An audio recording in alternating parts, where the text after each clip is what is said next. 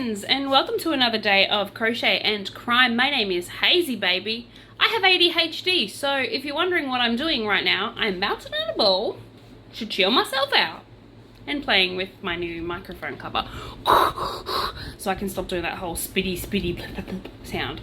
Well, I'm hoping that helps with the spitty sound. Anyway, so if you are new to my channel, welcome. I'm absolutely batshit crazy. Yes, correct. Welcome to the internet. My name is Hazy Baby, like I said, and I crochet while talking about crime. So if you are not new to my channel and you're an old hat, been here for 3 weeks, because that's how long my channel's been alive for, 3 weeks, then congratulations, you have staying power. Good on you. I love you. I love you very much. And I have been reading all of your comments. They're wonderful and beautiful. Thank you. I have a couple of questions to answer. Number one, yes, I am missing a fingernail. It grows back kind of funny, so I never paint it because it just makes it grow even shorter. I don't know what happens. I have like a permanent, some sort of malfunctioning problem with that fingernail. So no, I don't paint it, and that's why I can tell. But it still things like a finger should, so it's all good. Second question, will I be doing tutorials? Hell yeah, I will. So I can't write a pattern to save my life. Well, I can write a pattern, but then I get like super bored by it and just give up halfway through. So instead, and because I basically don't know what I did yesterday, let alone, you know, be able to sit down and articulate that into a pattern. So I had this brilliant idea. I know, it's because I'm a genius. But anyway, my brilliant idea was, I'm not fooling anyone, am I? I am going to do a crochet along on TikTok. So what I'm going to do is every day I'm going to upload a 10-minute video for you to crochet along with me. I'm making the pattern up as I go, so it's probably going to be a little bit disgruntled and disjointed, but hey, that's how I roll. That's how I do. And you can just watch the video over and over and over again. Then I'm going to compile them into one big giant long video weekly on a Sunday. So that's what I'm going to do. So watch out, because today will be the first episode of that if you're on TikTok. If you are watching this on YouTube, I will upload it on Sunday. Just so you know. I don't know why I'm whispering. I just am. But like, you know, come over on Sunday and the video will be uploaded. Okay, I would not do very good ASMR, just saying. It would sound terrible. Anyway, thank you for watching, and now it is Fraud Friday! Woo woo woo! Fraud Friday! So there's a Fraud Friday video coming just for you.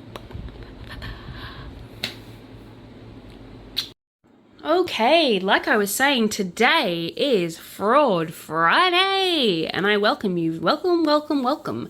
It is the 21st of April 2023.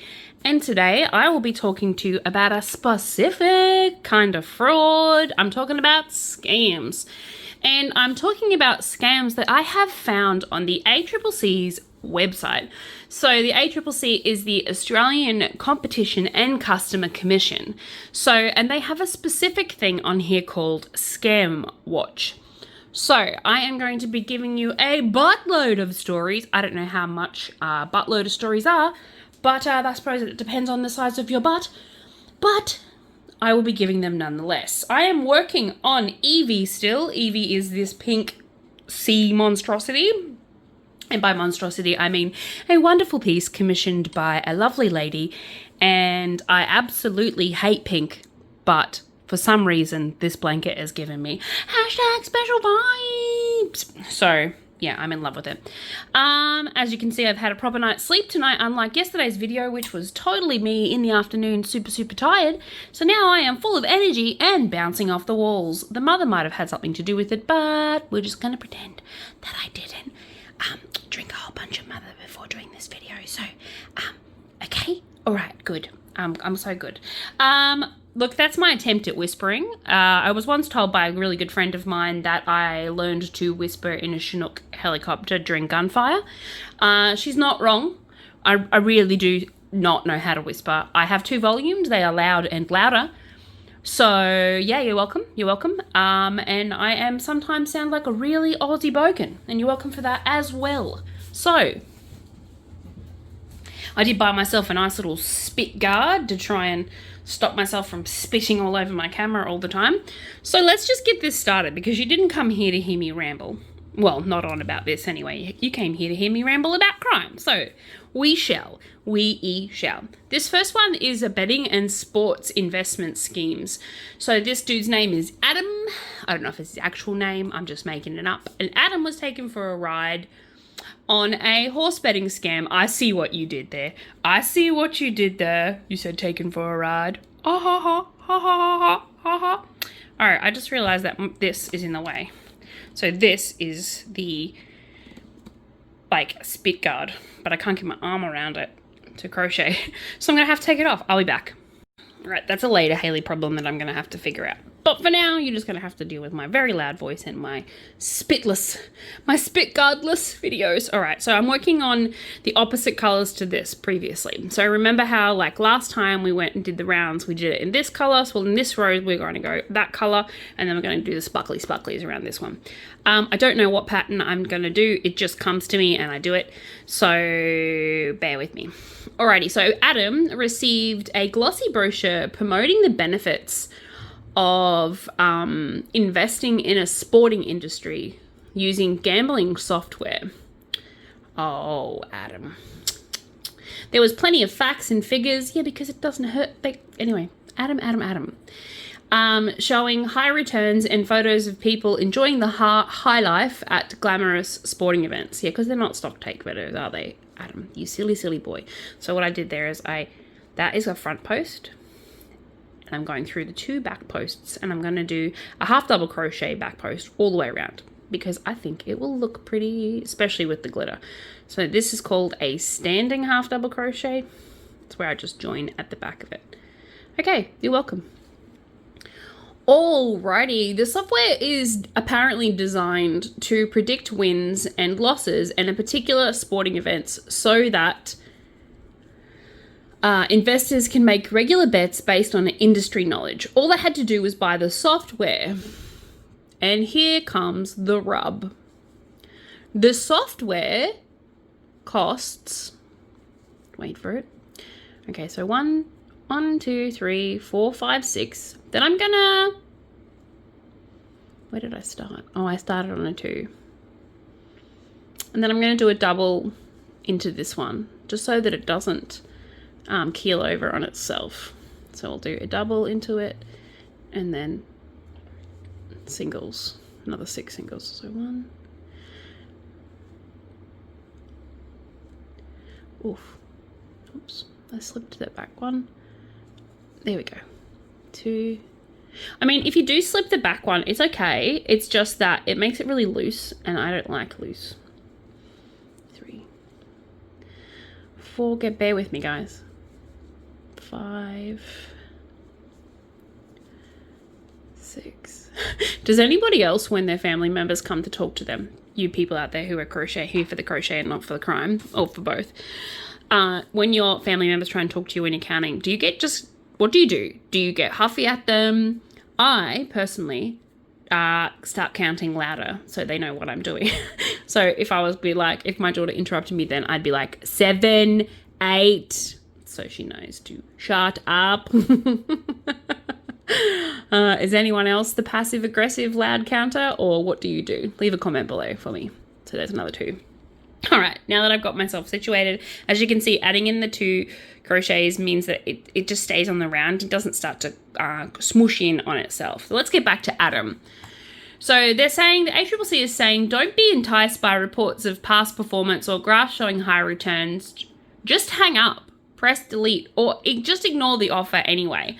So he was told, all you have to do is buy this software, and the outlay was, drumroll please, $20,000. Woohoo! That is ridiculous.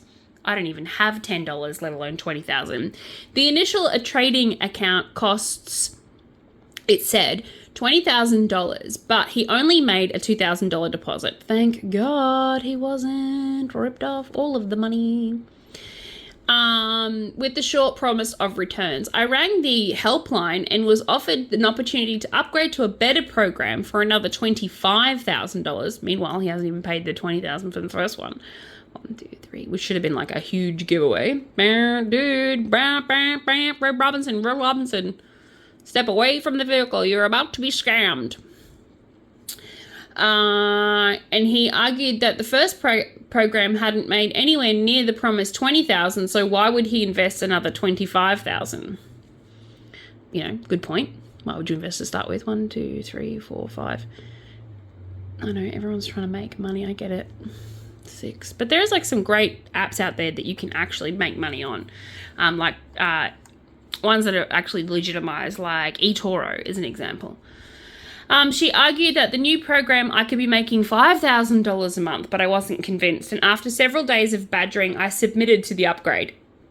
What a douche. You should always trust your gut instinct, which said, no, don't do it. After several days, like he said, of badgering, he lost the upgrade. Over time, I kept losing money in my betting account, and I had to top it up to keep betting. So not only did he have to buy this stupid freaking software, he then had to continue betting. So he was just adding money on money. Just hand over fist, mate. You just might as well buy yourself some lube and bend over. Jesus. Then he was contacted by another phone call. So he rang the helpline, and they would no longer return any of Adam's phone calls because they had already ripped him off. So of course they weren't going to return his calls. But then he was contacted by Johnny, which is a dude, who rang and said if I can invest more funds to bring it up to $70,000, the company would invest $30,000 to make it $100,000 for the corporate package. I hesitated a bit. More than a bit, dude. But I was persuaded to do it, and I ended up investing a full $100,000, to which I was then informed that I needed to add $25,000 for the betting of investment fund to work. Fuck me. Sorry to swear blatantly, but yeah, 1, 2, 3. I think it's warranted. 4. I probably should have picked a better stitch. 5. 6. So that I don't confuse myself. So what I think I'll do is I think I'll grab out my stitch counters and count out where I have to do doubles so that I can do this video seamlessly. 2, 3, 4, whoops, almost 4, 5, and 6, which should leave us with 1 stitch left over. Hold on, one stitch left over to do our double in. And for anyone who's watching at home and doesn't believe that I just make it up as I go along, I really do just make it up as I go along. I have no idea why I chose 6 stitches and then a double, and it all just worked out perfectly. I don't know. I'm dyslexic, and my brain just does this amazing thing where it just knows the answer to stuff. It's a pretty cool superpower to have. It's a pretty shitty power to have sometimes when you're trying to write an assignment. But when it comes to stuff like this, I just visualize it and then I can make it happen. I know it's a cool thing, but I love it. I really, really love it. So what I'm going to do is, because I need to focus on being able to read the rest of today's video, I will quickly tell you the end of this video, and then I will go over and I will get my stitch counters and I will stitch count out 6 stitches so that I know just to do the double crochets. The doubles, half doubles, to 2 half doubles increase when I'm on the way around. Doesn't that look like little love hearts? Doesn't that look like little love hearts? They're so cute. Okay, end of this story. Hold on. So Adam reluctantly sent another $25,000. Oh my God, Adam, wake up to yourself. He argued that it had nothing. He said that he made the argument in his own head that he already spent $100,000, so what was $25,000 more? Oh my God, dude, I don't even not have this money. A week later, he was informed that he needed to pay another $10,000 as he hadn't fully paid for an earlier upgrade. Again, I argued that the system didn't deliver what they said it would, and they said that if I didn't pay, the system wouldn't work properly. I paid it, only to be told that I needed to pay a hefty fee to release my funds. I didn't pay and was told, bad luck, you lose it all. Adam eventually realized that the scammers would just keep asking for more money and the returns were never going to eventuate. So Adam lost in total $150,000, and because it was a gambling thing, they were able to get away with it because they just said, oh, well, you lost, too bad for you, kind of thing. So the story above is based on real scam reports by the ACCC, and for privacy reasons, they changed the names. I just made up the name Adam as well, so he's doubly been changed, and I really hope his name wasn't Adam because I changed it from the one they had on there. Oh, that's going to be hilarious. Adam, if you are listening and your name is actually Adam, how amazing am I that I was able to guess your name? Okay, alrighty, I'm going to go do the stitchy thing and I'll be back. And through the magic of camera, I have 3 ready to go because that's all I have little safety pin thingies for, and that's all I could find. So we'll do 3 at a time, and that's okay, and that's all right. Alrighty, let's move on to the next story. So the next story is an unexpected prize or a lottery scan. So I'm going to go with the fake name they've given them now that I know that there is a fake name. So Davin, a fictional Facebook lottery win. So Davin received a private message on Facebook from a Facebook freedom lottery claiming that others had won amounts of up to 150,000. So I've seen these myself on Facebook. And I'm always, whoops, I just realized that I joined that in the front stitch. And I'm always dubious of these kinds of things. I ignore them, and then I also delete them, block them, and report them because I'm worried that someone else will read them and get suckered into it. Or they'll accidentally hack into my account and share it on my wall like they used to, but now thanks to two-factor authentication, they can't do that. So at first he didn't believe it. Businesses don't give money away. And I agree, they're not out there, just giving money away out of the blue. And he didn't put in a lottery ticket. So he was like, well, I didn't put in a lottery ticket, so how could I win a lottery if I didn't put in for one? However, moments later, his cousin, who hadn't spoken to him in some time, sent him a Facebook message about the winning. So this is what I was talking about before, where they hack into these accounts and then send friends Facebook messages. Look, I even put the things in and I'm counting anyway. So yeah, his cousin claimed that he'd won and notices David's name on the list of winners. He claimed that he'd already received his winners after going through a relatively easy process. So, strange. Always check whether the offers are legitimate, even if they're posted from people that you know. I say always message your cousin or your friend or whatever on a different platform and see if it was them who actually sent you the message. Trusting his cousin, Davin began the process of accepting the prize money, which required him to first pay a small upfront fee of $250, which should just always be ding, ding, ding, ding, ding. I've never, ever, ever, ever won a prize where I had to pay 1, 2, 3, 4, 5, 6. Oh, I miscounted. Look at that. Oh, lucky I did do the recount. And very rarely will you ever be asked. I've never, ever been asked, but then I've never really won a lot anyway. Anyway, once this was paid, he received the money into his normal bank account, for which he actually provided them the details. The next day, he was informed that since the prize money was sitting in the Bank of America, he would have to pay an international transfer fee because, he's Australian. And he's an idiot, apparently. Although I must admit, it is easy, especially when you're desperate, to get conned by these people. That's what they rely on. They rely on the desperate nature of people. And so that's how they con you. Anyway, so, which couldn't be subtracted from the winnings for some complex legal reason. And David reasoned that since his cousin had managed to receive the money, it must have gone through the same process, and so he would also pay the additional fee. So don't ever send money or any payment for details to claim a prize, just saying. So over the next 2 weeks,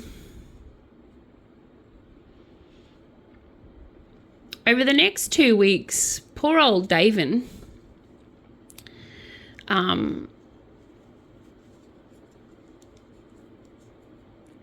paid 5 more fees, each time believing that this would be the last. And eventually, he caught on that it was a scam. silly boy. David's cousin, so he contacted his cousin, and his cousin was like, dude, I've got no idea what you're talking about. So that sucks. And he had no idea that apparently he'd been hacked. So he went into his account, he found that he'd been hacked, and then he noticed that his cousin David wasn't the only person who had been sent this bulk message to. And he'd actually sent this message to quite a few of David's family members. David's cousin's family members. So I suppose there'd be David's family members as well. And found that this scam was the real deal scamio. So it had then became clear to David that he had been scammed, and he'd never had any prize money. Facebook it was part of a scam, and David had already sent over $1,500 for the wealth of another personal information of scammers. So like once he'd sent that money, it also put him on the scammers list. Pretty much, they put you on a list and they say, oh, look, this person's easy to scam. So we wouldn't be surprised if he's now getting 1 billion phone calls as well. So, aw, poor David. I'm so sorry, David. So sorry. Excellent. All right, moving on. So yeah, just watch those Facebook scams, peeps. Just watch them. Okie dokie, artichokey. So now we have another story regarding an inheritance scam. So this is obviously different from the previous one. The inheritance scam is where you pretty much get contacted saying that you have a cousin overseas who recently died and didn't have any, or long lost uncle, or, you know, it just sounds like a Dr. Hook song. I'm not a bad person. I don't drink and I don't kill. I got no evil habits and I probably never will. I can't sing like Elvis Presley, can't dance like Fred Astaire, but I got one thing in my favor. What? I'm a millionaire and I got more money than a horse has hairs, 'cause my rich old uncle died and answered all my prayers. Anyway, now that I've digressed into that, and if you were born when I was born, that was a popular song that my parents absolutely adored. So sorry, not sorry. You're welcome. For the sun and the stars and the sky. All right, so Leo, good old Leo in this story, received a letter which claimed that a lawyer from Portugal, see, told ya, Portugal. The letter seemed professional with a fancy letterhead and used legal jargon to explain a very interesting proposal. The letter offered Leo to share in a large inheritance which was left behind by the lawyer's late client. Oh, so it's not a long lost person this time. It's a he wants to share his money with you. Yeah, ain't no stranger want to share their money with you. Scam. I just say, if it sounds too good to be true, it's probably bullshit. Just saying. So this client apparently had no immediate family in Portugal and couldn't find any legitimate relative of the deceased person in Europe, apparently.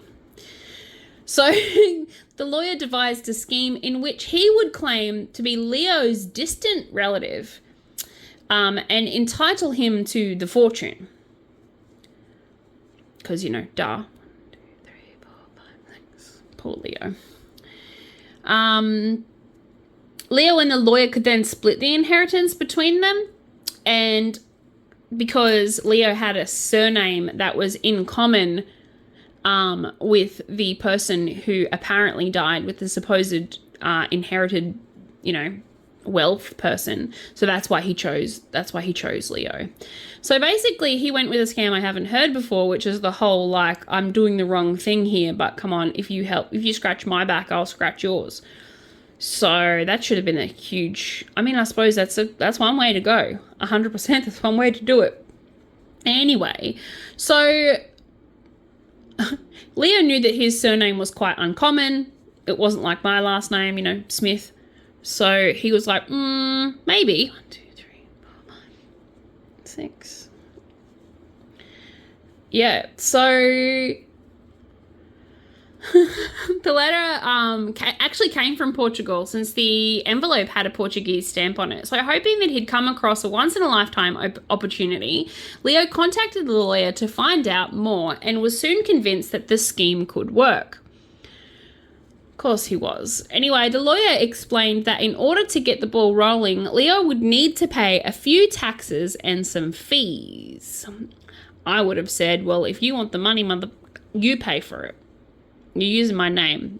That's as far as I'm going. That's a lie. I would never do a scam like this. I couldn't just handle the thought of someone else ripping off someone else. It's horrible. 1, 2, 3, 4. And that, ladies and gentlemen, is why I'll never be rich. Because every time I get money, I just give it away. Because I'm too nice. I'm too nice.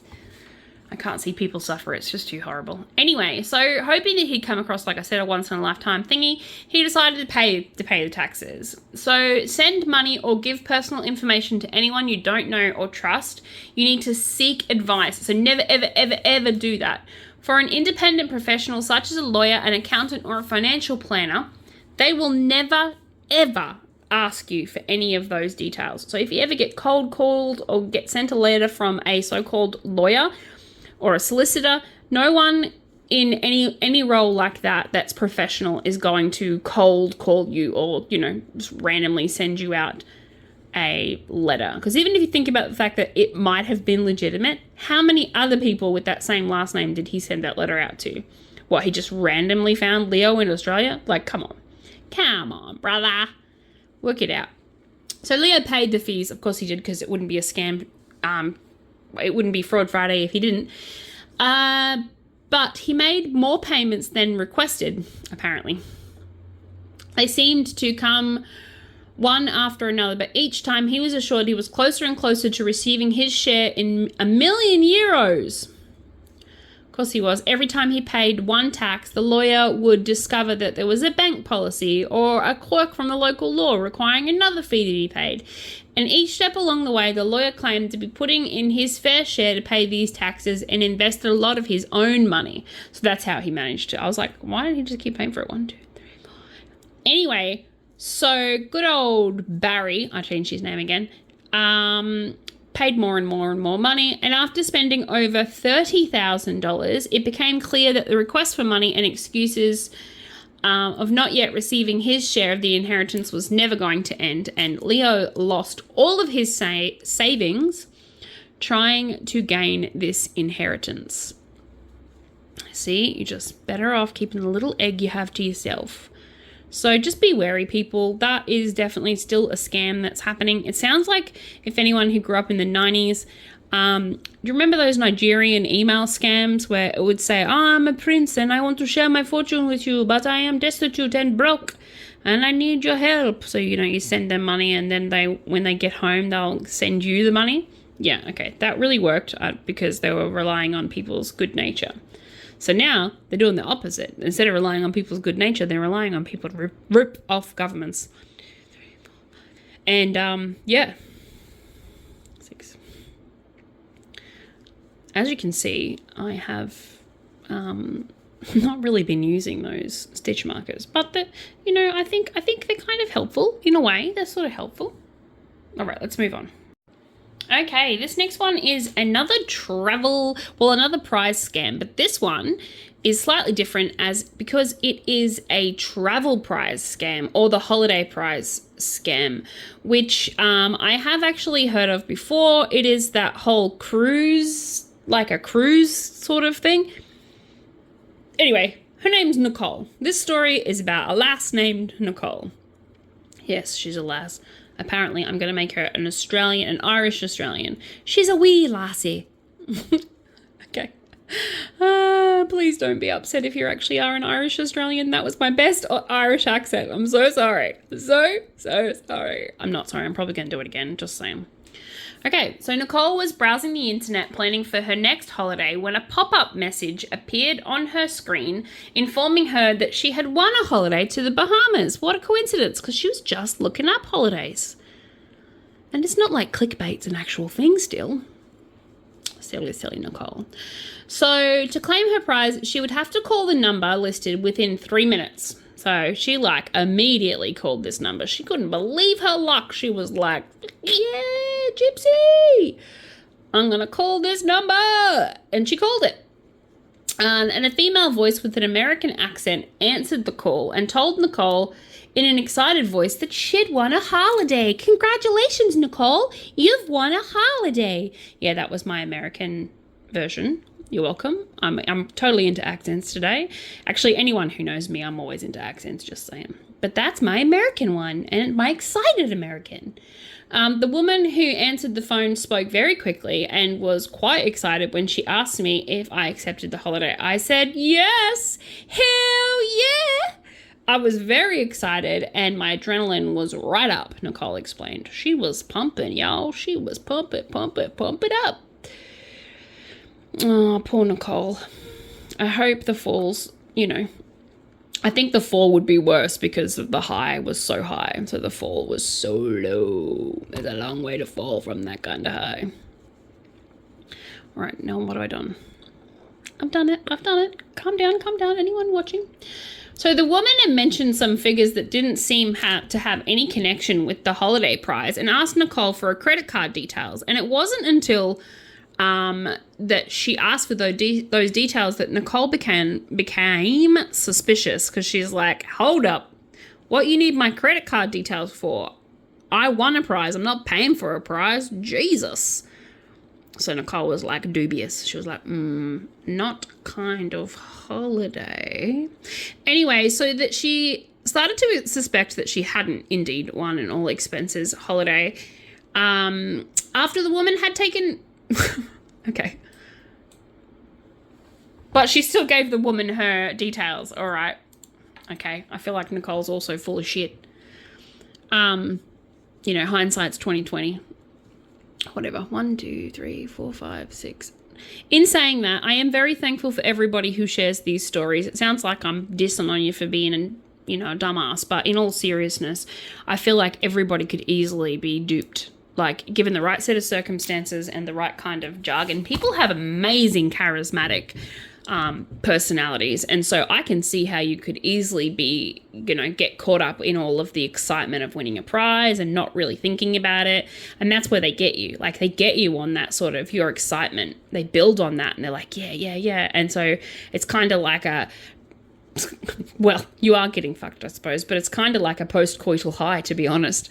And so they get in on that. That's how that works. You're welcome for that imagery. Anytime.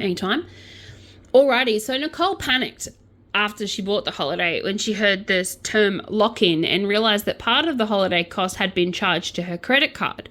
Nicole asked to withdraw, but the woman on the phone refused. Eventually, Nicole spoke to the manager, who also refused to let Nicole cancel the agreement purchase of the holiday package. Nicole said by the stage that she hung up, she was like almost crying. She was like in tears, which, duh, she would have been. I miscounted. And this is why it's important to keep count. I miscounted on the first row round. Hold on. So poor Nicole, she's so upsetty spaghetti now. Like I said, she was riding that high. And now, like I said, that fall is low. And she feels like shizzle, my nizzle. She feels like crap. And I feel so sad for her. Alrighty. I'm sorry, Nicole. Nicole said that by that stage she was almost... she was so upset she was almost crying. Nicole was told that if she didn't calm down, they couldn't help her at all. After this, the manager said, we'll take the amount you have paid down from $680 to $350, and then you can try and sell your holiday to somebody else. They recruited her. Oh my God. The manager told Nicole that if she hung up the phone, she would have to pay $1,000 and she would be charged double if she made a complaint. Nicole reluctantly agreed to listen to the recording of the terms and conditions. I would have hung up straight up. Ain't nobody blackmailing me. Don't even try that crap on my end. I am 100% the person who, if someone even tried to blackmail me, I would be like, I'm not having it. I'm not having any of it. 2, 3, 4, 5. Because, and here is my reasoning. Any shit that I do, I'll admit that I did it. I've done some dumb shit in the past. I've done some really, really stupid, dumb things. And everybody does. Anyone who says they haven't done a stupid thing in their life is lying. And I despise liars. So I always say, yeah, you can blackmail me all you like. It's not going to work because I'm not going to give you what you want. The moment anyone tries to blackmail me, I'm like, fuck you, I'll job on myself. I'll just cop that on the chin. Good luck. That's what I would have said. I would have been like the guy, Liam Neeson from frickin' Taken, and I would have been like, good luck. And I would have hung up because I then would have rang my credit card company and disputed that claim and said that it was fraud and your credit card company should be able to get your money back and then contact the ACCC. That's what I would have done, and that's what I recommend anyone else do. I know it's a lot of heartache, but trust me, it's better than dealing with people who are trying to rip you off. Okay, now I'm getting down off my soapbox 1 foot at a time and back to the story. So she agreed to the terms and conditions even though she was upset, again, because she felt like she was being cornered. And she wasn't really listening to what they were saying. The company selling the holiday used high-pressure tactics to force Nicole into a transaction she didn't really understand. And Nicole said that it was abuse and they were so rude to her. I hope the holiday itself, though, was actually legitimate. I bet it wasn't. I bet it wasn't actually a legitimate holiday. Poor thing, like I said.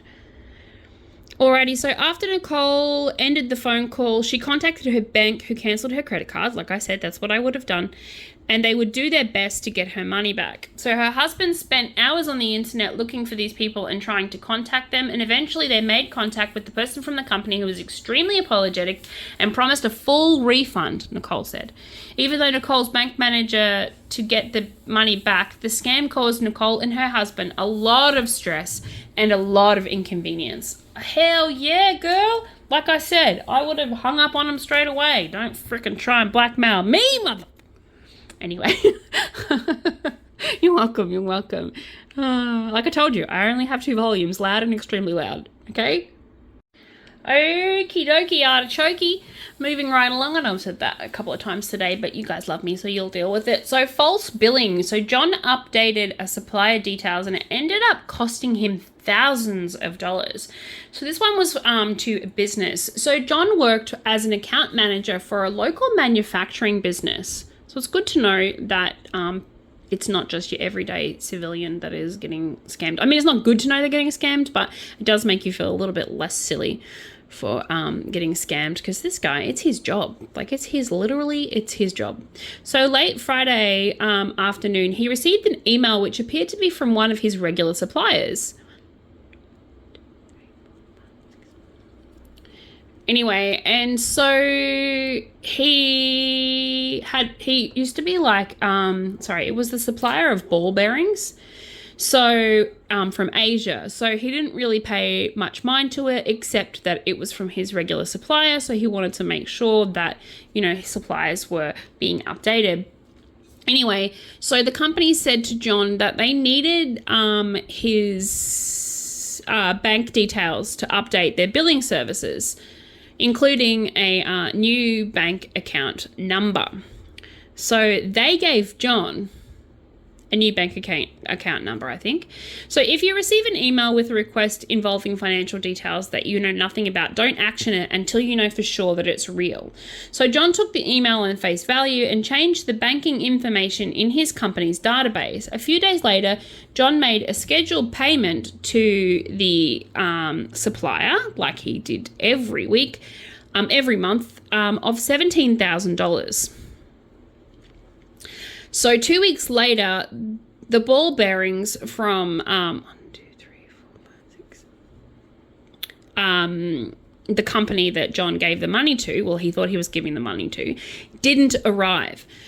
So John telephoned the company and said that they haven't And the company said they haven't received payment for the last order, so they consequently cancelled the order because they thought obviously they don't need it. John told him that he'd processed the payment personally, and he made the payments accordingly to the new arrangement. After some investigating, it became clear to the business that had not sent any request update of his company's banking details, and John had fallen victim to a scam. So the scam involved scamming not one company, but two. So this company lost its money and John lost his money. So that's really, really sad. In the weeks to come, the initial bill, with the initial loss of $17,000, the supply flow from missing orders and broken contract obligations, John's company estimated their losses to be around about $30,000. So always be careful. Hang up. If you get an email like that and you own a business, maybe contact the business owner a separate way, especially if it's like a business like that in which you don't really talk to the client very often. I understand that this was a overseas client, but I'm sure you could have contacted them by phone a little bit later, and no doubt he will do that in the future. So yeah. Okay, so this one I've actually had a good chat about before, and it's a romance scam, and I despise romance scams, something shocking. So I really dislike them, like really, really, really dislike them. A romance scam is exactly what it sounds like. So dating a romance scam, Georgiana's Facebook fiance leaves her flat broke. So Georgiana's children signed her up for Facebook to give her some basic lessons on how to use it. They told me that everyone was using it and it would help keep us in touch, and she'd be able to see photos of her grandchildren, which is the reason why my mum joined Facebook. And mostly I think just to annoy the shit out of me. Just kidding, Mum. I know you listen to these videos. I love you. So they told me that everyone was using it, like I said. Anyway, one day, Grandma received I'm going to call her Grandma now, not Georgiana, received a friend request from a serviceman on peacekeeping duties in Afghanistan. So this seems to be like one of those regular scams where that's what they scam. She decided to accept this man's request and allowed Jim to be her Facebook friend. It didn't start out as a romance, but he said that he was lonely and looking for some friends, and could she keep him company while he was stuck on duty in the middle of nowhere. And soon after that, they became close friends. So they befriended, well, as close as you can, befriend a scammer. 1, 2, 3, 4, 5, 6. So poor Grandma. Here she was thinking that she'd met the love of her life, second chance at love, whatever. Anyway, so Jim told Georgiana that he'd lost his wife to cancer, and his story of looking after her was similar to her own experience because Georgiana, or Grandma, had lost her husband also to cancer. So I just want to say, the people who scam these little old ladies, you're scum, mate. You're scum. Absolute scum. I hope you can't sleep at night. But they can. They can.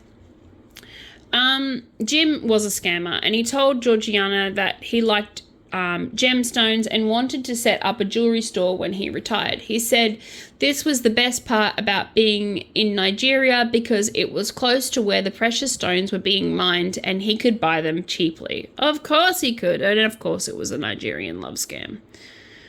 Oh, Georgia. I don't know how to tell you this, love. But you be scammed, bruss. 1, 2, 3, 4, 5, 6.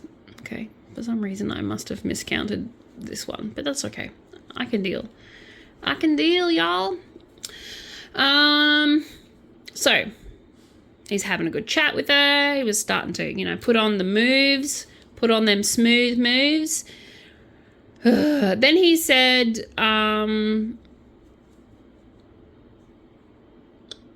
sorry. He was in Afghanistan first. I missed a whole part. So he was in Afghanistan first. I was like, how did he get to Nigeria from Afghanistan? Sorry, he was in Afghanistan apparently is what he told her. And then he said he was posted to Nigeria by the US Army, which they don't do postings to Nigeria. Well, I don't think they do anyway. Anyway, and so that's how he got to Nigeria. He told Georgia that he was coming to see her, but he had some trouble with his bank card. They always have trouble with their bank cards. And it wasn't working in Nigeria, and it couldn't get funds to pay for the export tax on his gemstones. So I have heard this one before. It's been like, it's either gemstones or they have like golden doubloons or some bullshit, or they won't give him back his passport.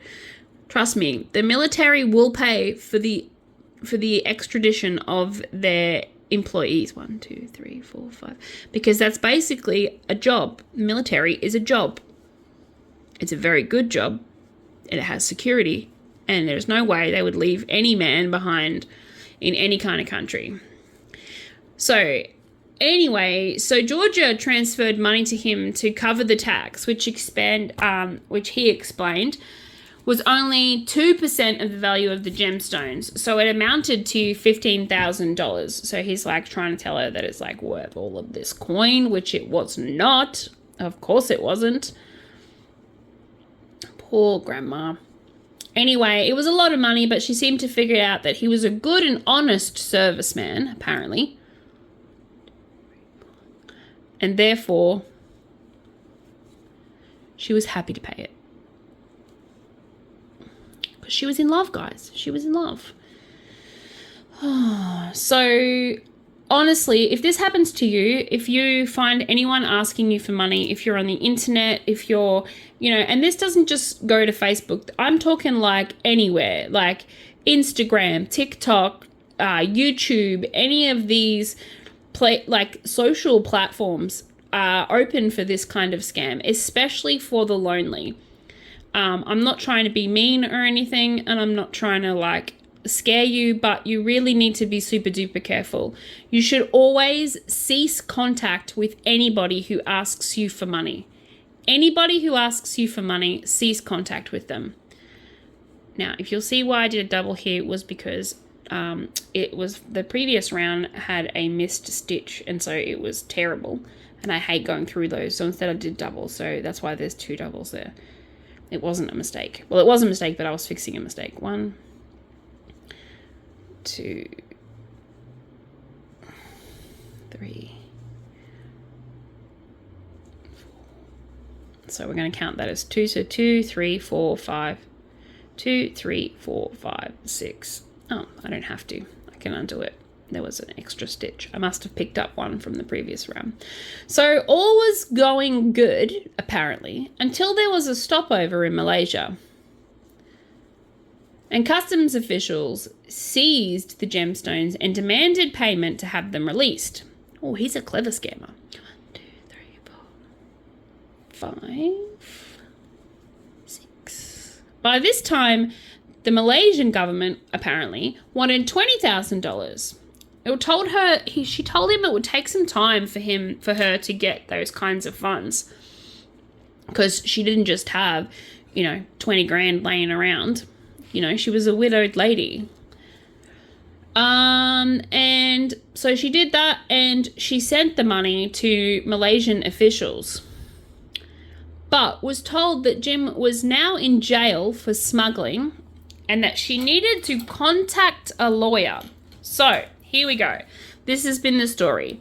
He was in Afghanistan. He got posted from Afghanistan to Nigeria. He decided that he was going to be some sort of coolio gem dealer or some shit, and convinced her to pay the tax on these gems, which he didn't have any money for because his bank card was broken. Then he had a layover in Malaysia. By the way, when coming from Nigeria, they don't go through Malaysia, they go through Dubai. But anyway, so layover in Malaysia in which he had to pay a fee for these gems. And then because she took so long paying for this fee, he was arrested for smuggling in these gems, because I've never in my life heard of anyone being arrested for smuggling in gems, but apparently that was the thing. And then she had to contact a lawyer. So the lawyer said she needed to get into contact with the anti-terrorism and money laundering certificate, and that would be another $10,000. He said he also needed to pay for Jim's court cost plus his own fees. That would be another $5,000. I mean, this one at least sounds legitimate, but it's not. It's not legitimate. Georgia sent the money. But then Jim said that there was another government official demanding payment for his extended visa, and while he waited for the court to process all these documents. So almost every day she was contacted with a new demand for money. They sent her certificates signed by officials, forms to fill out, bills every day. If you wanted to get another done quickly, you had to pay another fee, and it seemed that everyone in Malaysia, the whole Malaysian government was corrupt. And that's what he was working on. He was working on the assumption that she would believe that he was being ripped off by the Malaysian government. And on her, depending on her age group, which she's a grandma, so 1, 2, 3, 4. And her background, she might have been very susceptible to believe that that was an actual thing. And of course, it wasn't. It's, no government's going to ask for cash over hand for this random. Anyway, she wanted to get Jim back, and all in all, she spent over $100,000. At this point, she didn't really care about the money. She just wanted to help Jim and honestly thought that he would pay her back. Or she honestly thought that it was horrible to be in a Malaysian prison and she wanted him out of that Malaysian prison because she's a nice human being. And of course she did. So when Georgia finally ran out of money, the demands didn't stop. Unsure of what to do, Georgia finally asked the police. They explained to her that the experiences include common features of a dating and romance scam, and it would be very unlikely that she would ever get her money back. She couldn't help but feeling in her heart that she had let Jim down, but she knows now in her head that it was all a scam. So I feel really, really sorry for her. She pretty much, if you think about it, she pretty much lost another human being that she had become quite close to. So, he played on her emotional heartstrings and he ripped her off, and it's absolutely horrifying. And I feel really, really sad for her. This was a bit of a long video and I apologize for it today, but I really, really am invested in scams, and I feel like a lot of people really need to pay attention to these kinds of scams. And talking about scams and talking about fraud means that you are less likely to be defrauded, because I've talked about it and now you will be like second guessing people who are scamming you. So I'm just going to do one more video, finish this round, and then I will be uploading these to YouTube. So thank you very much and welcome, like I said, to Fraud Friday. And away we go. Okay, so this very last story for today is about a fake Telstra.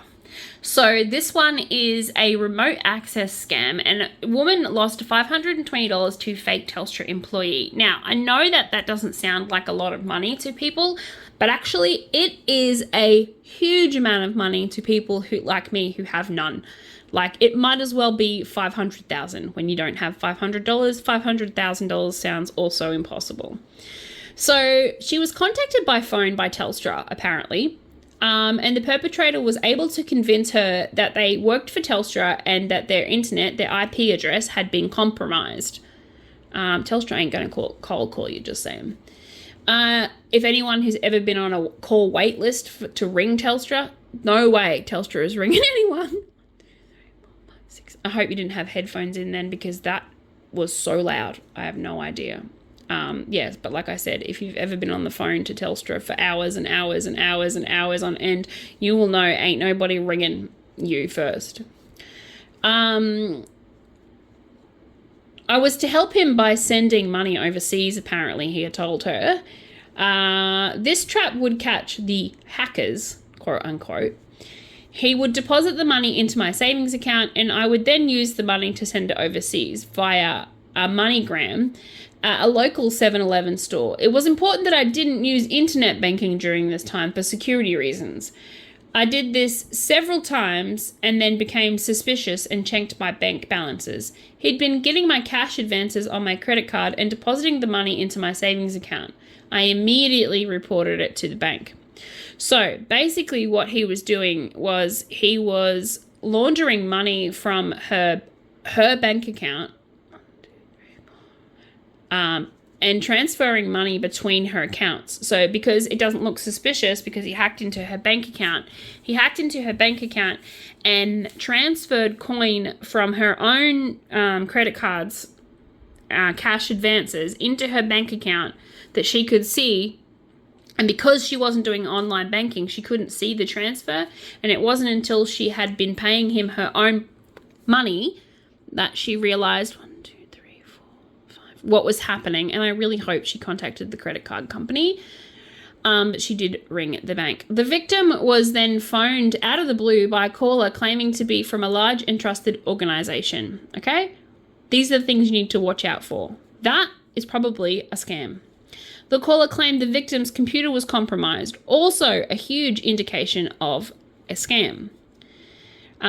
They base these scams off of your lack of knowledge, or your hopeful lack of knowledge in computers and computer software. So that's where they go, and that's how they get people. 2, 3, 4, 5. I think I've doubled here. 6. Hold on. Double, 1, 2. Oh yeah, I see where I've done it. Right there. Picked up a stitch. It's kind of what happens sometimes. 1, 2, 3. Sorry. 4, 5, 6. And then we're going to go a double in there. Alrighty, so to avoid these types of scams, the ACCC recommends that you hang up on the caller, refuse any request for remote access. So that's how he got access to her bank. So he told her to download this thing that would save her IP, and then he could work on her computer. Remote access, got her to sign into her own bank with the remote access, and because you can't actually see the bank details when you sign in, she thought she would be okay. You also always refuse to provide personal bank information to the caller, even if they are saying, you know, you can sign in and I won't see your password and stuff. Still don't do it. Refuse to transfer money from your account. Also, refuse to buy gift cards. Refuse to send money. No legitimate company is ever going to ask you for gift cards, ever. Never, ever, ever, ever, ever, ever are they going to ask you for gift cards in form of payment. That's never going to happen. Alrighty, so that is me for the day. I think these videos are long enough, and I thank you very much for your time and your patience. If you are new to this channel, please subscribe, pretty please. And if you do not have me on TikTok, then go over and have a look. I will leave a link in the comments to my TikTok page, because as of today, I will be uploading daily videos of a crochet along, which is pretty much like an artistic crochet along. So I hope to see you there. Have a wonderful day, guys. Have an absolutely gorgeous, wonderful day with plenty of sunshine, and try not to get scammed. That's it for Fraud Friday. Bye.